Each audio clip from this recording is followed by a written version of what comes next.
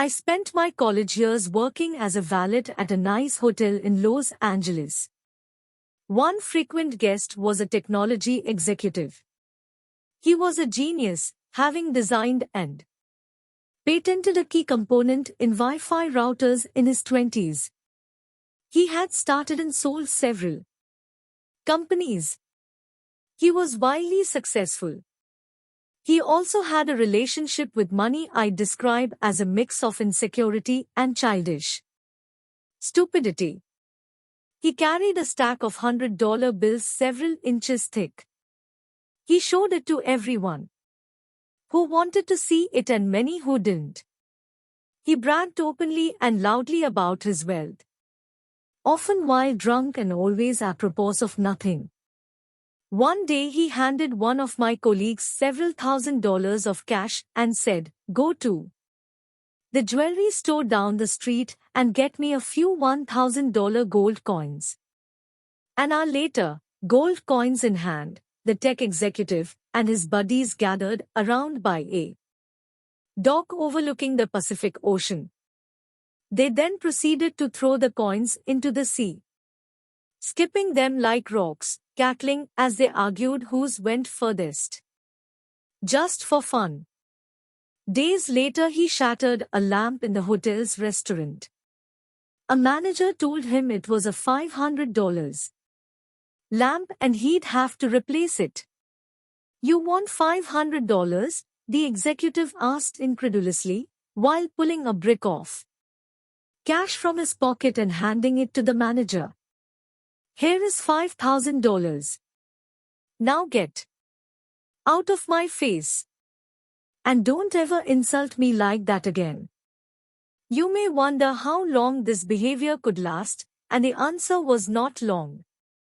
I learned years later that he went broke. The premise of this book is that doing well with money has a little to do with how smart you are and a lot to do with how you behave. And behavior is hard to teach, even to really smart people.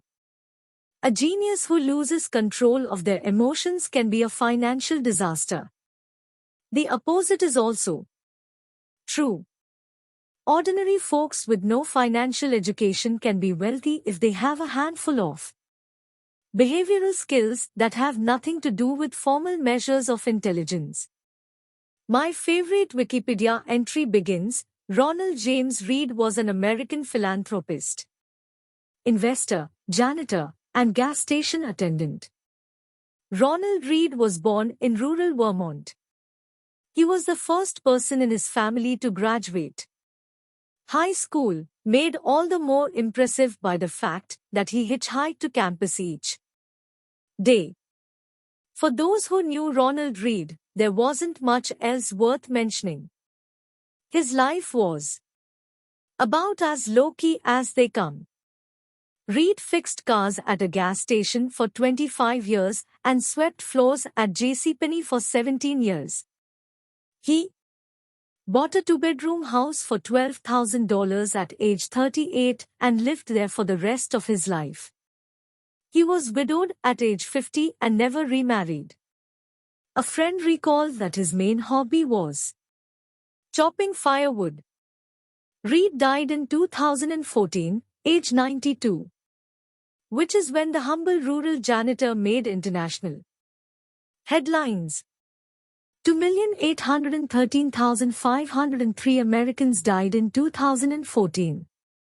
Fewer than 4,000 of them had a net worth of over $8 million when they passed away. Ronald Reed was one of them. In his will, the former janitor left $2 million to his stepkids and more than $6 million to his local hospital and library. Those who knew Reed were baffled. Where did he get all that money? It turned out there was no secret. There was no lottery win and no inheritance. Reed saved what little he could and invested it in blue-chip stocks. Then he waited for decades on end. As tiny savings compounded into more than $8 million.